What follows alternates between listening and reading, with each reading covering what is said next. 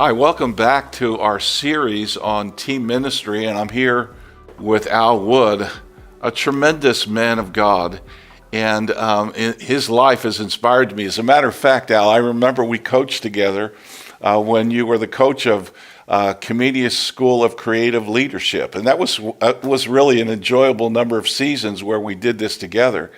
I have observed you both as a coach, and of course I knew your athletic career, but it was really a real enjoyable thing because as I stood there as your assistant, I watched how you inspired your players.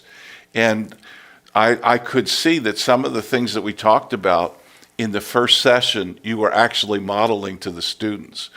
One of the things that I so admired is whatever you told the kids to do, or whatever the expectations were, or whatever they expected from you, you were setting an example. So it's great. I got all of that from mainly Dean Smith, although there were other coaches, as you alluded to earlier. It's about 5 or 6 Hall of Fame coaches that I played for, and all of those coaches were fantastic. But they all had something totally different that they was doing, and they were successful at what they was doing. So in terms of a leadership and communications, they all communicated totally different.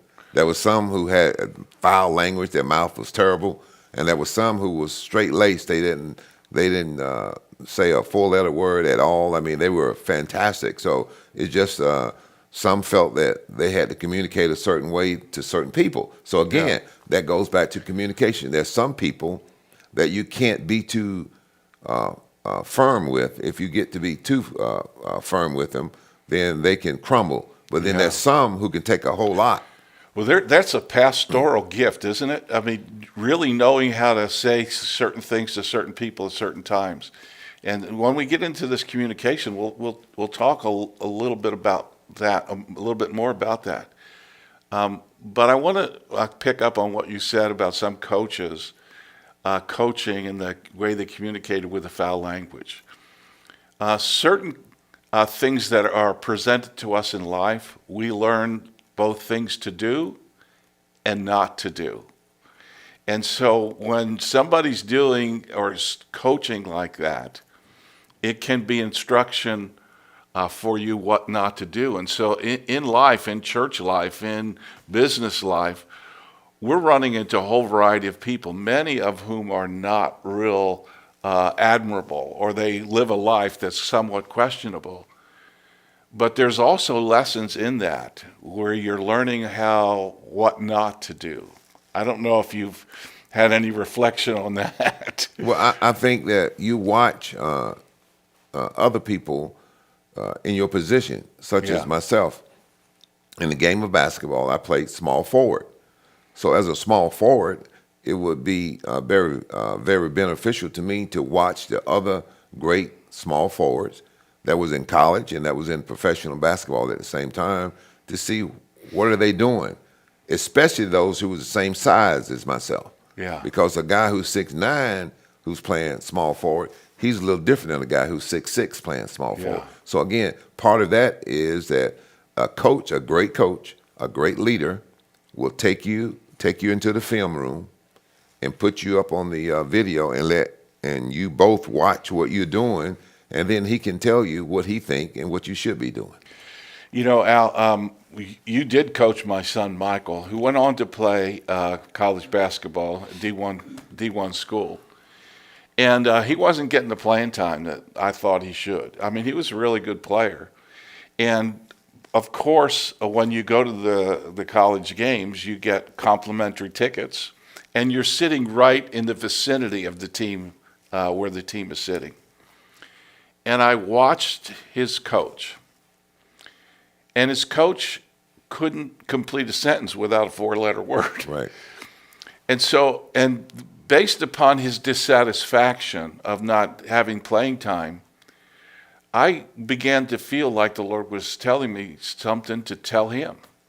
And I said, Michael, you need to take good notes and observe both what he does and what you don't want to repeat if you ever are in a position to be a coach. True.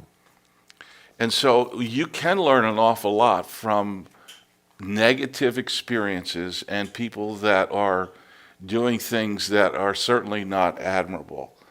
Um, with regard to Michael, I believe that when he graduated from college, you actually hired him to be the coach. You were the principal of the school. You hired him to be the basketball coach. And things that he learned in that circumstances, he went on to coach the CSCL team to become the conference champions in a very short period of time. I think that what Michael did, which same thing I did, is I take things that I had learned in the past.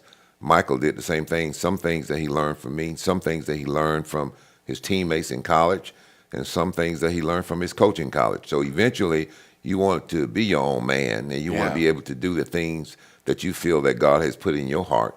And I think that's what happened with, a situation with Michael, same situation with me. Eventually, you got to take everything that you've learned, and then you are sitting in the seat of decision making. Yeah. So it's one thing to be sitting in a seat where you are just the vice president, but when you become president, that's a whole different ball game. Yeah. In Jesus' life, there's some very clear communication that he has with his inner circle. I mean, we're talking about the 12 here. And I have been surprised at the number of times where Jesus is pointing out both things to do and not to do. He said about the Pharisees, I don't want you guys to be like them. And so in terms of communication, there were very clear roles that he assigned to individuals, and he made it pretty clear to them about what his expectations were of them. Well, if you don't define individual roles, when a person goes off script, Yeah, and what we would say is going into business for himself, which means that he's being very, very selfish. Yeah. Like when a player in basketball get a technical foul, well, that hurts the team. sure. And there's no time that an individual player getting a technical foul helps the team. It really hurts the team. So that's very selfish on your part, because either you get your feelings hurt, or you might get embarrassed or something of that nature. Well, okay, things like that happen. And so what the scripture talk about is when troubles come. It's not if they come, it's when they come, because they are coming. There's going to be some rough times, there's going to be some rocky times. So the key is, what do I do in times of turbulence? How do I handle it? So that's going to be very, very important, because when you're being successful and everything is going your way, it's pretty easy to just be smooth sailing. It's when the waters get real choppy, then how do you handle that? Well, I remember you telling me this about Dean Smith. He said, if I'm quoting this correctly, preparation prevents panic. And so he would rehearse to you guys what the expectations were in a whole variety of circumstances. Yes, we would do what we call situational basketball. Okay. Which means that if there is 3 seconds left on the clock, if there's 2 seconds, 1 second, 5 seconds, if you have the basketball on the sideline, if you have the basketball underneath the bucket, if you have the basketball opposite end of the court. So all these situations, you never know what situation that you was going to encounter, but if you practice all the situations, then you will not be surprised. So when something comes up, he'll tell you, okay, we've practiced this, let's go do it. And that way it makes you feel confident, and it's nothing like having confidence in sports. Well, this all does come back to communication, though. And the coach, Dean Smith, coaches I played for, that were clear communicators. And Al, I've said this, since I've come out of sports. Good coaching makes a big difference. Oh yes, for sure. You could take a raw talent, and whether we're in business or in the church life, how you help develop the talent that you see in someone, it changes their future. Yeah, it changes their outlook. Yeah. Such as One year, North Carolina lost the national championship to Villanova on the last second shot. Yeah. But the play that Villanova ran was it's an old play. It's Yeah. called a secondary fast break. And what happened was the guy from Villanova was dribbling the ball up the court, and as soon as the guy from North Carolina came over to help out, the kid from Villanova knew automatically what to do. Yeah. Now, if the other guy from North Carolina don't rotate quick enough, then the guy from Villanova is going to get the shot. Well, that's exactly what happened. The guy from North Carolina did not rotate quick enough. He got a shot with 1 second left on the clock. Game over. And that's one thing that Villanova had practiced. So I give all the credit to the coach from Villanova and their Is team. that Jay Billis? No, it was not Billis, but Jay. I can't think of his name right now, but not Billis. Billis is from Duke. Yeah. Yeah. I'm sorry. I Yeah. got that confused. Yes, it was him. So he was great at preparing his teams, and they Yeah. did a great job. They didn't panic, and they was able to win the national championship. You know, I try and pull something out of the Bible as you're talking about preparation prevents panic. At the Last Supper, Jesus is telling his disciples, the guys that are there, stuff is going to happen. And in this world, you're going to have tribulation. Be of good cheer. I've overcome the world. And so he, as the chief shepherd, is trying to prepare them for turbulence or difficult moments. But if you look at the John 13 through John 17 dialogue, Jesus is really, he's pastoring them, but in our experiences athletically, he's actually coaching them about what's about ready to unfold. It's clear communication. I mean, he told them, this is coming. Don't be worried. This is all under control. I've overcome the world. When you have been instructed on certain things coming, and once you see those things coming, you don't panic at that point. Yeah. And the whole point is, that's why you will notice in sports nowadays, they will take a monitor and they will hook a player up to a monitor, and they just see what is his heart rate in certain situations. Really? How fast is his heart racing? Yes, because if the person who is able to maintain and not panic, but even though you look out and you see trouble, because trouble has been coming, I mean, to the church in general for a number of years. Yeah. So the people who don't panic, who understand, who realize that, okay, all these things are coming at me, but ultimately God is still in control. And he's in control. He's not surprised by any of this.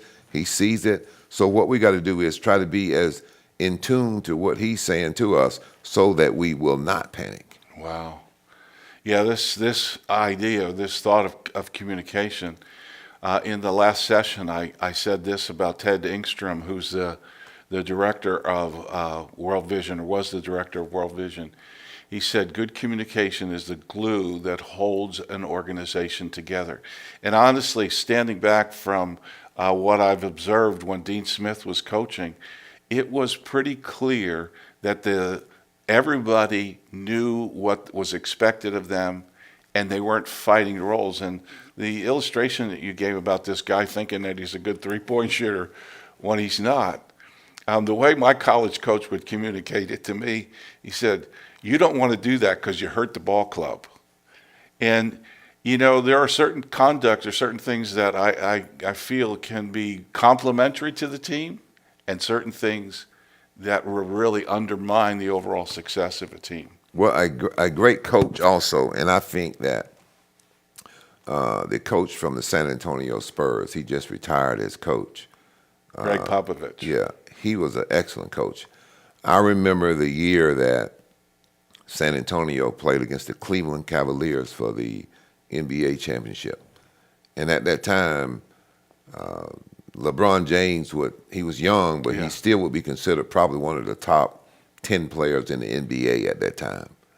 And he could score. He was absolutely amazing. But what Greg Popovich realized is he's not a great outside shooter. So what I'm going to do is I'm going to cover everybody else. I'm going to sag off of him, and I'm going to force him to shoot outside shots. And if he beat us shooting outside shots, so be it. And he sacked off of LeBron James. And LeBron James' confidence waned just a little bit. Cast not away your confidence. So his confidence waned just a little bit. And when his confidence got down, he wouldn't take that shot. Yeah. And if you are open and you don't take the shot, you hurt the team. I think in that series, the San Antonio Spurs actually swept the Cavaliers. They did. Strategy is really important. It's very important, but you had a coach that was willing to do that. A coach Yeah. that was willing to take maybe the best player on the court at the time. I can't say he was the best player because Tim Duncan was on that court, and Tim Duncan was a absolute great player, one of the greatest of all time. But yet and still, the way that the coach designed his strategy and he communicated to the rest of the team. And at the end of the day, though, Tom, this is what's so important, that every person on the team buy in. Yeah. You can't have someone who say they have bought into the team concept and then they go out and do something totally different. If you're going to buy in, you got to buy in. And if you're not going to buy in, you really need to be on another team. Well, I want to thank our audience for tuning in. These are real nuggets and something for us to consider. I believe God's going to show all of us ways that we can apply some of these principles, how we can improve our leadership, and how we can be better teammates. So we're going to continue this series. Tune in the next time. We have some additional nuggets that I think are going to be really complimentary for where you're at in life.